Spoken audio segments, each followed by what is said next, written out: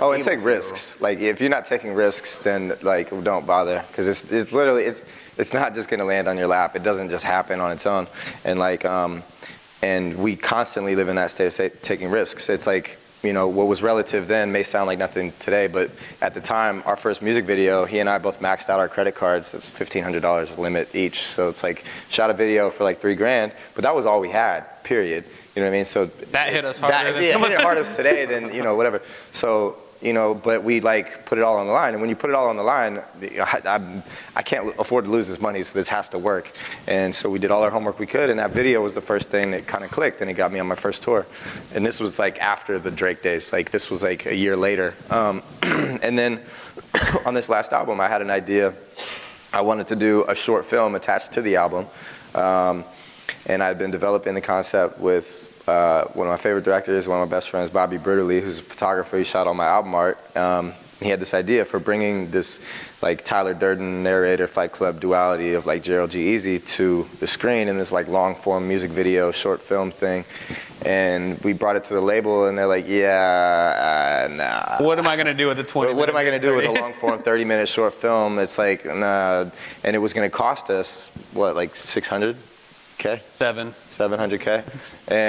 And we hoped that the label would pay for it, but we didn't have confirmation. But there was a window where it had to get shot before some tour dates or something like that if it was going to come out on time with the album. And I'm on the phone with Matt, and he's like, you have to make the call right now.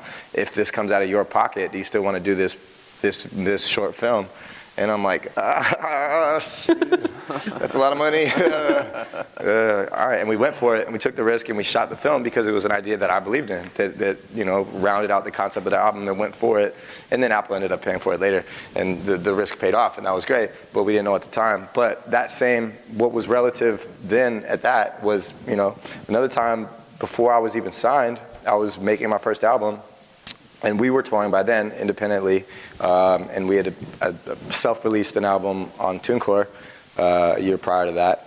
And we were just saving up all the money we were making from TuneCore Monthly and touring, and we had about $100,000. And I was recording These Things Happen, and we shot the videos, 3 videos, and they each cost like 30. The videos were a little nicer by then than the first one on my credit cards. And that was a risk, because that was everything we had at the time. But when the labels came back around and they wanted to sign me for that album, These Things Happen, it was already done. The work was it was served on a platter. So it was like, you know, you're going to do this on my terms, because I don't need the advance to go make the album. The album's done, and the videos are done, and my brand is established, and we're here. So talk to me. What are we doing?